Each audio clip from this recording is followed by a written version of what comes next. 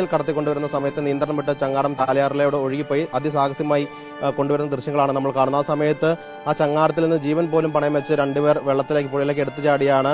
കരയിൽ നിന്ന് ബാക്കിയുള്ളവരൊക്കെ തന്നെ പുഴയിലേക്ക് എടുത്തു ചാടി കയറിട്ടാണ് ചങ്ങാടം വലിച്ച് ഈ കരയിലേക്ക് കയറ്റുകയും ചെയ്തിരിക്കുന്നത്. ഇതിനകത്ത് വെള്ളത്തിലേക്ക് എടുത്തു ചാടി രണ്ടുപേരുണ്ടായിരുന്നല്ലോ, അവരാരൊക്കെയാ? ഫാരിസ്. വേറെ ഒരാളും കൂടെ ഉണ്ടല്ലോ.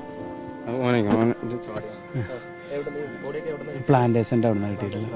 എത്ര കിലോമീറ്റർ അകലെ ഇവിടുന്ന്? 4-4.5 കിലോമീറ്റർ അപ്പുറത്ത്. എത്ര ബോഡി ഉണ്ട്? ഒരു ഫുൾ ബോഡിയും കാലില്ല, മറ്റേ 2 പാർട്സുമാണ്, അവയവങ്ങൾ കിട്ടിയിട്ടില്ല.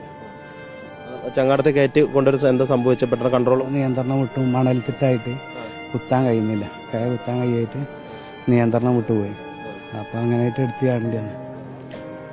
എല്ലാവർക്കും നീന്തലൊക്കെ അറിയാവുന്ന എല്ലാവർക്കും നീന്തൽ അറിയാം. നിങ്ങൾ എത്ര ബോഡി എടുത്തു? 4 ദിവസമായിരുന്നു. ഇപ്പൊ ഞങ്ങൾ ഏകദേശം ഒരു 10-15ഓളം ബോഡി ഞങ്ങൾ പല ഭാഗത്തുനിന്ന്